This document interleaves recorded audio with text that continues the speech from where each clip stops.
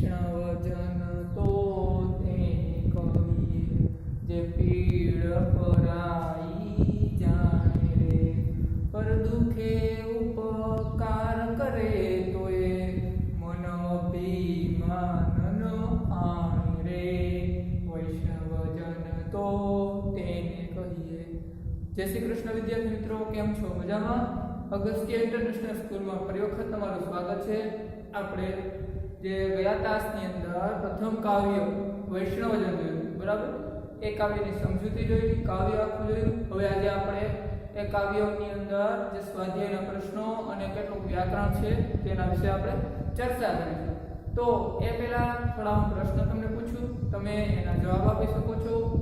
એટલે કે આપણું પ્રથમ કાવ્ય વૈષ્ણવજન નો સાહિત્ય પ્રકાર કયો હતો વિદ્યાર્થી મિત્રો? સરસ, તમે કહેશો કે ભજન. પર આ વૈષ્ણવજનના કર્તા કોણ છે? તો તમે કહેશો કે નરસિંહ મહેતા. નરસિંહ મહેતા વિશે પણ મેં ઘણી બધી ડિટેલ્સમાં માહિતી તમને આપી દીધી કે નરસિંહ મહેતાનો જન્મ ક્યાં થયો હતો? તો ભાવનગર જિલ્લાના તળાજા. નરસિંહ મહેતાની કર્મભૂમિ કઈ? તો જુનાગઢ જિલ્લો, બરાબર? જુનાગઢ જિલ્લામાં એના ભાઈ અને ભાભી સાથે રહેતા હતા અને પછી એમનો પરિવાર ત્યાં જ રહેતો હતો. એટલે આ જુનાગઢ છે તે એની કર્મભૂમિ. અને નરસિંહ મહેતાના મોટા ભાગના ભજનો છે એ કયા નામથી ઓળખાતા? તો પ્રભાતિયા. પ્રભાતિયા કોને કહેવાય? તો જે સવારે ગવાતા જે કૃષ્ણ ભક્તિને લગતા જે ભજનો છે એને પ્રભાતિયા કહેવાય છે. અને એ આપણા સૌરાષ્ટ્ર કાઠિયાવાડની અંદર ખૂબ જ જાણીતો છે પ્રભાતિયા. પ્રભાતિયા નરસિંહ મહેતાના, એવું નહીં કે નરસિંહ મહેતા એ જ પ્રભાતિયા લખ્યા, બીજા કોઈ પ્રભાતિયાની રચના નથી કરી, પણ ઘણા બધા સાહિત્યકારોએ પ્રભાતિયાની રચના કરી. જેવી રીતે નરસિંહ મહેતા છે, મીરાબાઈ છે, ગંગાસતી છે, આ વગેરે પ્રભાતિયાની રચના કરી છે. અને એ સવારના સમયે રેડિયોમાં, ટીવીમાં, મોબાઈલમાં આપણે ગામડામાં જોતા હોય, સાંભળતા હોય. તો આ આપણું ભજન પ્રભાતિયું વૈષ્ણવજન એ કોનું પ્રિય ભજન હતું? તો આપ કહેશો કે એ આપણા રાષ્ટ્રપિતા શ્રી ગાંધીજી. ગાંધીજીનું પૂરું નામ શું? તો મોહનદાસ કરમચંદ ગાંધી. ગાંધીજીનો જન્મ ક્યાં થયો હતો? તો પોરબંદરમાં. ક્યારે? તો 2 ઓક્ટોબર 1869 ના રોજ, બરાબર? હવે આ ગાંધીજીનું પ્રિય ભજન હોવાના કારણે આ વૈષ્ણવજન છે તે દેશ વિદેશમાં પ્રખ્યાત થયું. અને આ સદનસીબે તે આપણા ગુજરાતી પાઠ્યપુસ્તકની અંદર પ્રથમ જ કાવ્ય છે, બરાબર? તો વૈષ્ણવજનના તમે લક્ષણો જોયા અને શરૂઆત જ ત્યાંથી કરી હતી કે વૈષ્ણવજન એને કહેવાય જે બીજાના દુઃખો છે એને સમજે, એના ઉપર ઉપકાર કરે, છતાં મનમાં જરાય અભિમાન નથી લાવતો. એટલે કે આ વૈષ્ણવજન એવો માણસ છે જે બીજાના દુઃખ જોઈ, સમજે અને દૂર કરે. શક્ય હોય એટલે એટલા પ્રયાસોથી તે પોતે દુઃખી થઈ શકે, પણ બીજાને દુઃખી થવા નથી દેતા. બીજાને ક્યારેય પોતાના કારણે તો દુઃખ આપતા જ નથી. વૈષ્ણવજન છે એ બીજાનું દુઃખ દૂર કરે, છતાં મનમાં અભિમાન અભિમાન નથી કરતા, બરાબર? અભિમાન ન આણે, એટલે કે અભિમાનને લાવતા નથી.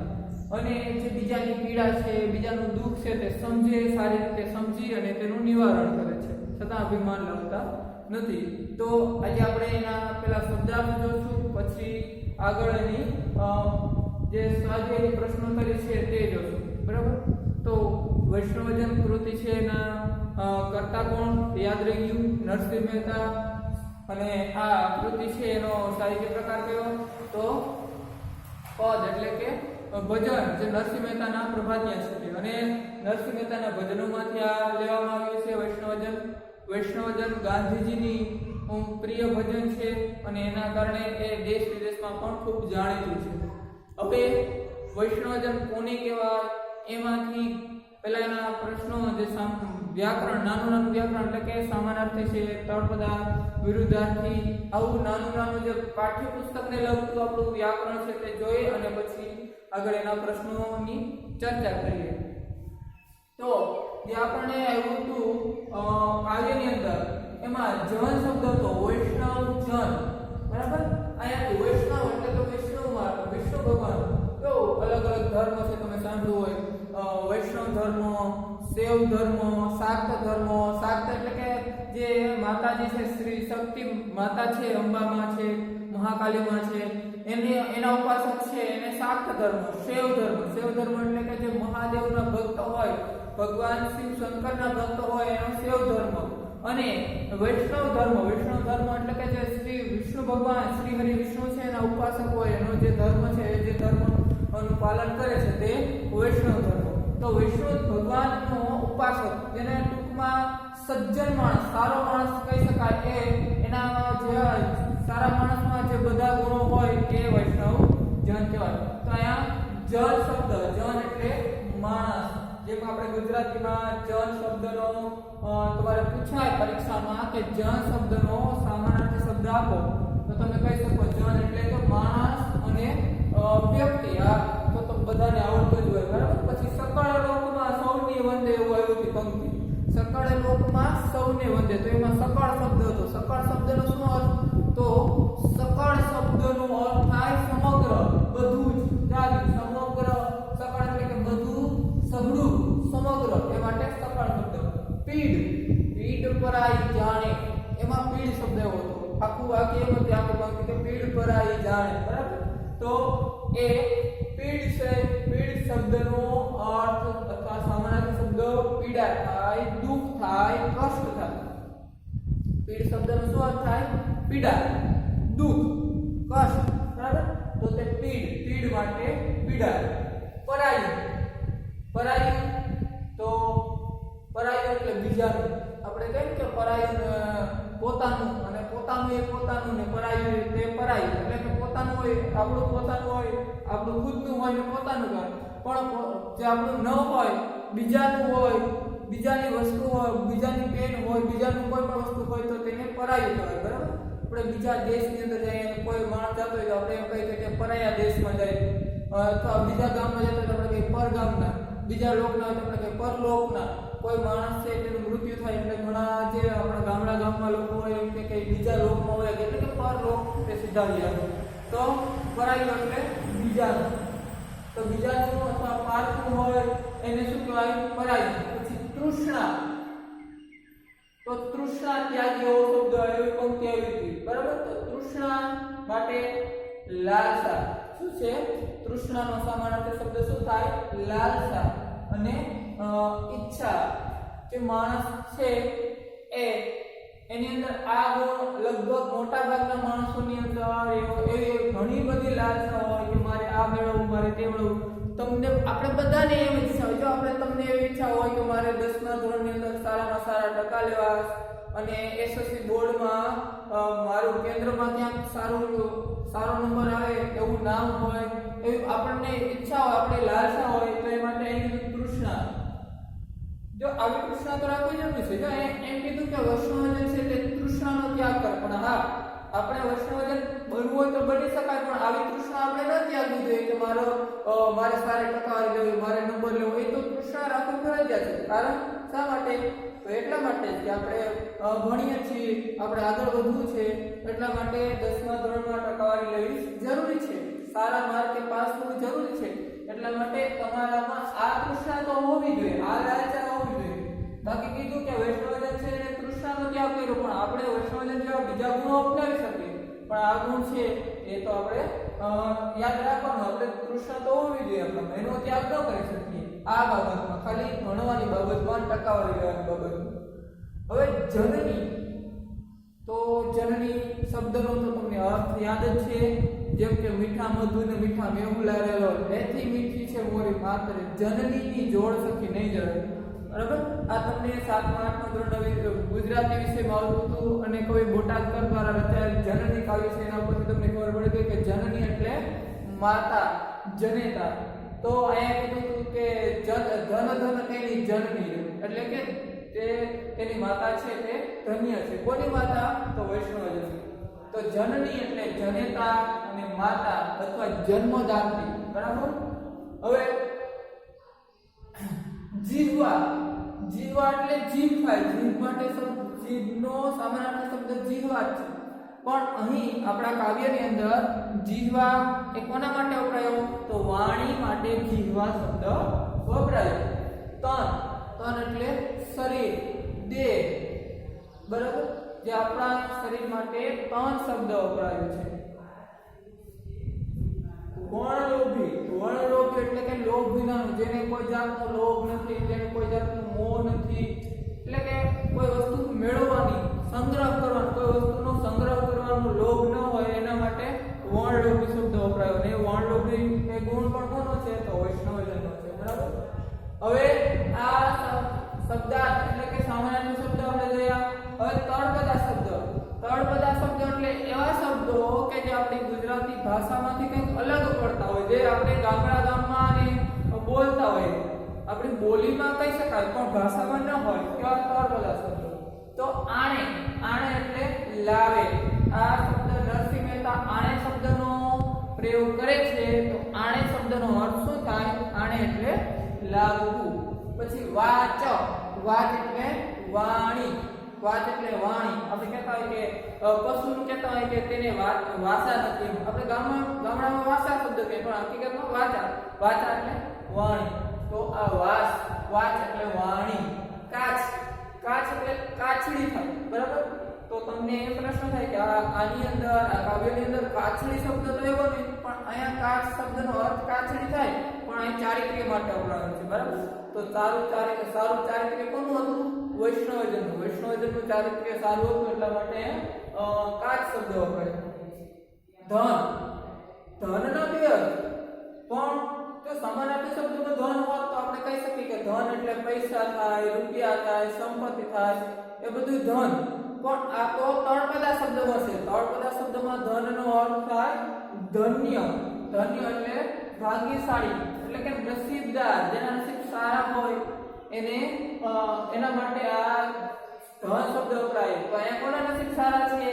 તો વૈષ્ણવજનની માતાના. કેમ કે કીધું હતું કે ધન તેની જનની રે, એટલે કે ધન્ય છે અથવા ભાગ્યશાળી છે. કોણ ભાગ્યશાળી છે? તો આવા પુત્રને જન્મ આપનાર જન્મદાત્રી જનની માતા, વૈષ્ણવજનની માતા છે તે ભાગ્યશાળી છે, તે ખૂબ ધન્ય છે, કારણ કે આવા પુત્રને જન્મ આપ્યો છે. પછી 9. તો 9 એટલે કોઈ આપણે 9 આંકડો કહીએ કે 8 પછી 9 આવે. બરાબર. પણ 9 અહીંયા આંકડાની વાત નથી કરી. 9 એટલે નહીં અથવા ના. કોઈ શબ્દ નકારમાં હોય તો અહીંયા આપણે કાવ્યની અંદર નરસિંહ મહેતાએ કીધું કે 9 એટલે નહીં અથવા ના. પછી ભણે. તો ભણે નરસૈયો. બરાબર. એવું હતું પંક્તિના અંતમાં. તો ભણે એટલે કહેવું. તળપદા શબ્દની અંદર ભણે શબ્દનો અર્થ કહેવું થાય અથવા બોલવું. ત્યાં અંતમાં કીધું હતું કે આગલા લેક્ચરની અંદર મને કીધું હતું કે કોઈ પણ પંક્તિ છે તે કરતા રચે તો કાવ્યની પંક્તિના અંતમાં તે પોતાના નામનો ઉલ્લેખ કરે. તો અહીંયા નરસિંહ મહેતા છે તે અંતની કાવ્યને અંતે પોતાના નામનો ઉલ્લેખ કરે છે. બરાબર. કે ભણે નરસૈયો એટલે આ ભણે એટલે કહે. અહીંયા ભણે એટલે આપણે જે રીતે ભણી અભ્યાસ કરી એ બાબત નથી, પણ ભણે એટલે કહે અથવા બોલે. પછી જાલે એટલે પકડે. એટલે જાલે એટલે કે પર ધન નવા જાલે હાથ, એટલે કે પરધન નો જાલે, એટલે કે બીજાનું ધન છે, બીજાના રૂપિયા છે એને હાથ જાલતો નથી. વૈષ્ણવજન છે તે બીજાના પૈસા, બીજાની ધન સંપત્તિ છે એને જાલતો નથી, પકડતો નથી. કેનીનો અર્થ થાય કેની એટલે કોઈની. તો એ કોઈની ઈચ્છા નથી કરતો એવા માટે શબ્દ વપરાયો. કેની એટલે કોઈની. બરાબર. આ શબ્દ ખાસ યાદ રાખવાનો. પરીક્ષાની અંદર પૂછાય આવા શબ્દો. તો જે આ સામાન્ય શબ્દ યાદ રહી ગયા હોય તમને, પણ તળપદા શબ્દ યાદ ન ગયા હોય તો આપણા માર્ક છે તે પરીક્ષાની અંદર કપાઈ શકે. પણ આપણે કાવ્યની શરૂઆતથી એટલે કે અભ્યાસક્રમની શરૂઆતથી એવું લક્ષ્ય રાખીને બેઠા છીએ કે આપણા ગુજરાતીની અંદર માર્ક કપાવા જ ન જોઈએ. પેપરમાં શક્ય હોય એટલા વધુમાં વધુ માર્ક આવવા જોઈએ. બરાબર. તો એમાં આવા નાના પોઈન્ટ છે, નાના મુદ્દા છે એ પણ યાદ રાખવા જોઈએ, કારણ કે આ છે આપણો એક માર્ક છે તે ઓછો કરાવી શકીએ. તો આણે એટલે લાવે, વાત એટલે વાણી, કાચ એટલે કાચની થાય, પણ આપણે યાદ રાખવાનું કે કાચ એટલે ચારિત્ર્ય. તમારે એમ પૂછાય પરીક્ષાની અંદર અથવા જ્યારે સ્કૂલ ચાલુ થાય ત્યારે ટેસ્ટ લેવામાં આવે કે ગમે ત્યારે કાચ શબ્દનો અર્થ આપો, તળપદા શબ્દનો અર્થ આપો, એમાં કાચ શબ્દ હોય તો તમે લખી શકો કે કાચ એટલે ચારિત્ર્ય. કાંઈ કોના ચારિત્ર્યની વાત કરવામાં આવી હતી? સરસ, તમને ખબર પડી ગઈ કે આ વૈષ્ણવજન. બરાબર. પછી ધન. ધન તો ધન્ય, ભાગ્યશાળી. તો અહીં આપણા વૈષ્ણવજન કાવ્યમાં કોણ ધન્ય છે, કોણ ભાગ્યશાળી છે? વૈષ્ણવજનના કાવ્ય, વૈષ્ણવજન નામનું કાવ્ય છે એમાં કોણ ભાગ્યશાળી છે? નરસિંહ મહેતા? ના, નરસિંહ મહેતા નહીં, પણ કોણ? તો આ વૈષ્ણવજનને જન્મ આપનારી એની માતા છે, જન્મદાત્રી છે, તે ભાગ્યશાળી છે. નવ તો નહીં, ભણે. ભણે તો કહે અથવા બોલે, એટલે કોના માટે વપરાયો? તો નરસિંહ મહેતા કાવ્યની અંદર કહે તે. પછી જાલે એટલે કે પકડે. કેની તો કોઈની. બરાબર. તો આ કેની શબ્દ છે એટલે આ કોઈની. પછી આપણે જે કેની શબ્દ છે એ શબ્દનો ઉપયોગ કરીએ, પણ કઈ રીતે ઉપયોગ કરીએ? કેમ કે હું એમ કહી શકું કે આ પેન કેની છે, તો એ કેની એટલે કોણી થાય, પણ અહીંયા કોઈની. હવે વિરુદ્ધાર્થી શબ્દ આપણે શબ્દાર્થ એટલે કે સમાનાર્થી જોયા, તળપદા જોયા.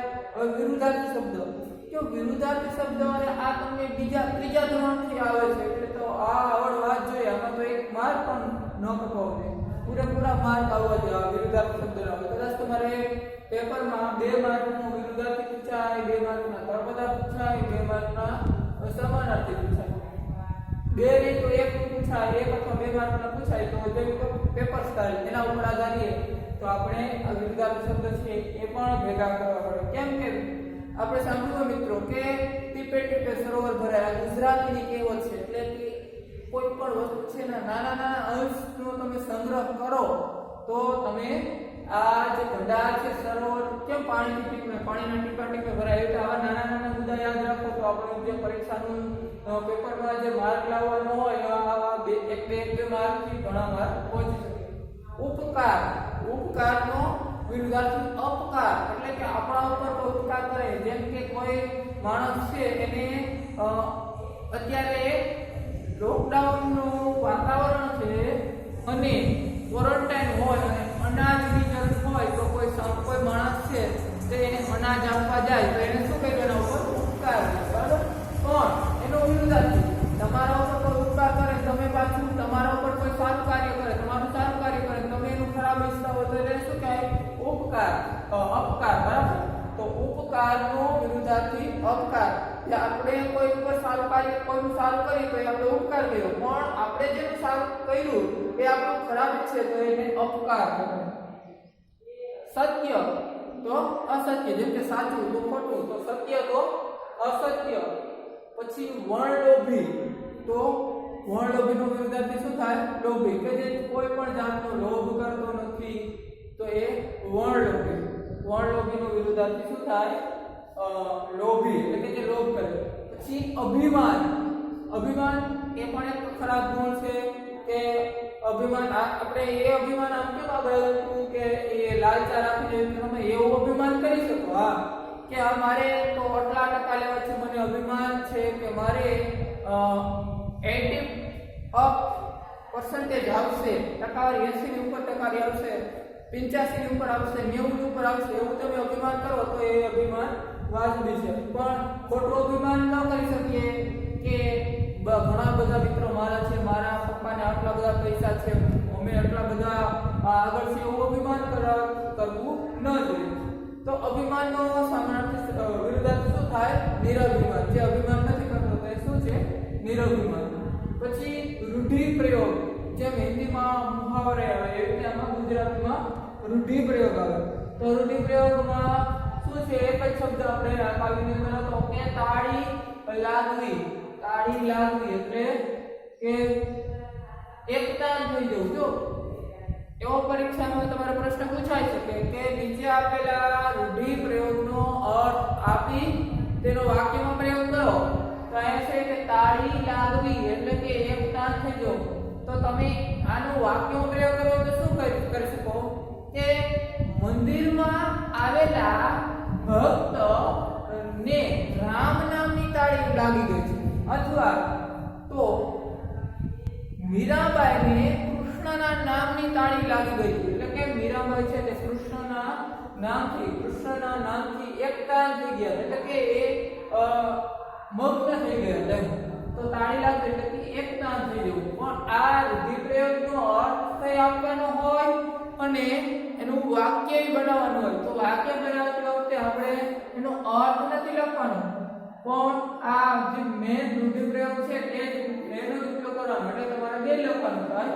પહેલા પેપરની અંદર કે પરીક્ષામાં પૂછાય અથવા તમે નોટબુકમાં લખતા હોય તો તાળી લાગવી એનો રૂઢિપ્રયોગનો અર્થ તો તમારે એનો કરીને લખવાનું કે એકતાન થવું. પછી નીચે લખવાનું વાક્યમાં કે મીરાબાઈ ને કૃષ્ણના નામની તાળી લાગી.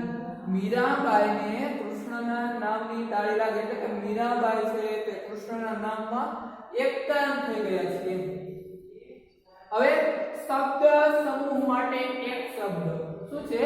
શબ્દ સમૂહ માટે એક શબ્દ એટલે કે આખું વાક્ય હોય અને એનો અર્થ, એ વાક્યનો અર્થ શું થાય એ જણાવો. તો લોભ વગરનું, એ માટે કયો શબ્દ છે? લોભ વગરનું એટલે વર્ણલોભી.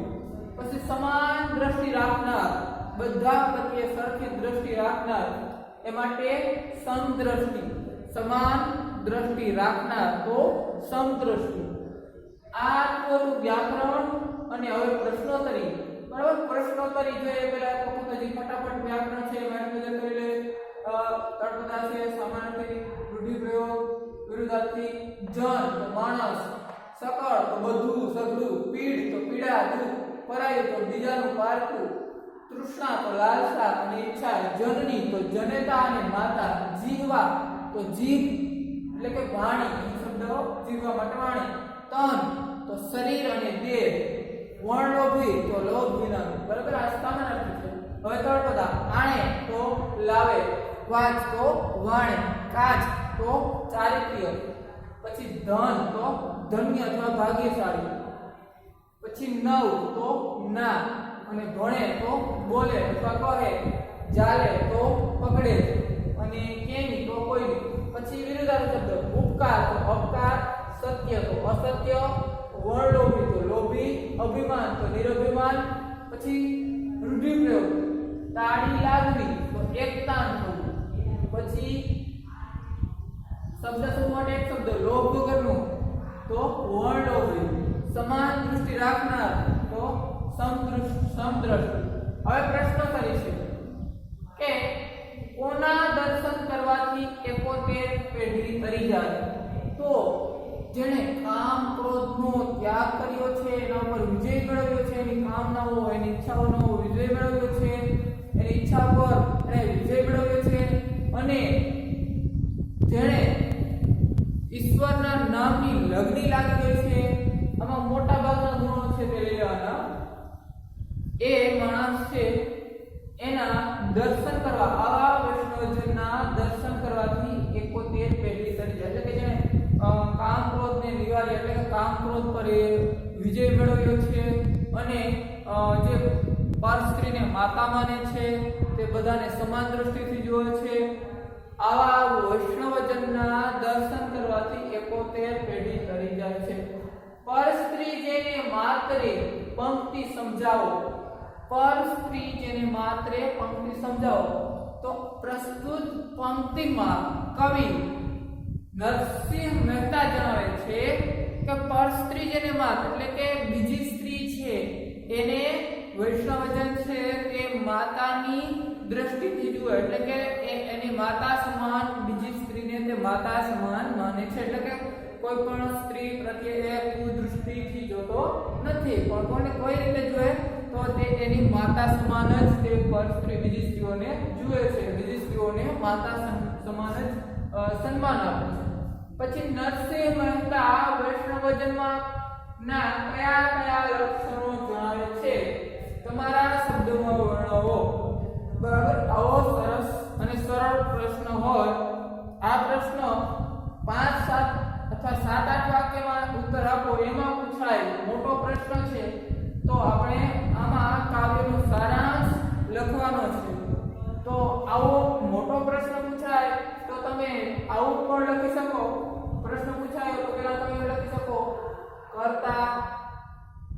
તો આના કરતા કોણ છે?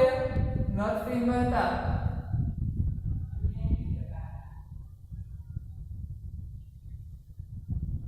પછી કૃતિ, તો કૃતિ કઈ છે? તો કૃતિ છે વૈષ્ણવજન.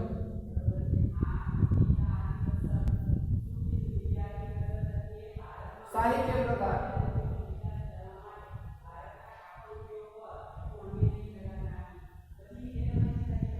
તો કયો છે સાહિત્ય પ્રકાર? પદ એટલે કે ભજન. બરાબર. આ ત્રણ મુદ્દા છે તે તમારે મોટા પ્રશ્ન પૂછાય તો એમાં લખવા જરૂરી છે, જેથી જે કોઈ માણસ, કોઈ શિક્ષક તમારા પેપર ચેક કરતા હોય તો એને એમ થાય કે ના આ વિદ્યાર્થી છે એ કાવ્યથી જાણીત છે, કાવ્યથી જ્ઞાત છે. બરાબર. એટલે અને આ બાબત છે આપણે યાદ રાખવી પણ જરૂરી છે, કારણ કે આ હેતુલક્ષી પ્રશ્નમાં પૂછાઈ શકે. એટલે બધાયમાં આપણે આ લખવાનું છે. તો મોટો પ્રશ્ન હોય કે 7-8 વાક્યનો ઉત્તર લખો અથવા 5-6 વાક્યનો ઉત્તર લખો, તો તમારે એમાં પ્રશ્ન છે એનો જવાબ લખવાની શરૂઆત કરો એ પહેલા તમારે 3 બાબત લખવાની: કર્તા, કૃતિને સાહિત્ય પ્રકાર. બરાબર. તો આમાં કર્તા કોણ હતા? નરસિંહ મહેતા. કૃતિનું નામ શું? વૈષ્ણવજન. અને સાહિત્ય પ્રકાર તો ભજન. બરાબર. પછી નરસિંહ મહેતાના લક્ષણો બતાવીએ છીએ. નરસિંહ મહેતાના કયા કયા લક્ષણો છે? તો નરસિંહ મહેતા છે તે બીજાનું દુઃખ છે તે નરસિંહ મહેતા કહે છે કે વૈષ્ણવજનના કયા કયા લક્ષણો નરસિંહ મહેતા દર્શાવે છે? તો નરસિંહ મહેતા જણાવે છે કે વૈષ્ણવજન એને કહેવાય કે જેનામાં નીચેના લક્ષણો હોય. નીચેના લક્ષણોમાં પછી તમે એવો કરીને લખી શકો કે જે બીજાની દુઃખ છે તેને જાણે, એને દૂર કરે છતાં ઉપકાર કરતા નથી, જે બધાને સમાન દ્રષ્ટિથી જુએ છે, જેને કામ ક્રોધને નિવાર્યા છે, જેને લોભ નથી, જેને કોઈ જાતનો મોહ નથી, જે પરસ્ત્રી એટલે કે બીજી સ્ત્રીઓને માતા સમાન લેખે છે, જેને રામ નામની ધૂન લાગી ગઈ છે, જેવા માણસ, આવા માણસની અંદર, આવા માણસના શરીરની અંદર સકળ તીરથ એટલે કે બધા જ તીર્થો છે તે એનામાં આવી ગયા છે, અને તે ક્યારેય પોતાની જીભથી ખોટું બોલતા નથી, અને તેનું મન, તેની વાણી, એનું ચારિત્ર્ય એ બધું છે તે કેવું છે? તો એ પવિત્ર છે, ખૂબ જ પવિત્ર છે.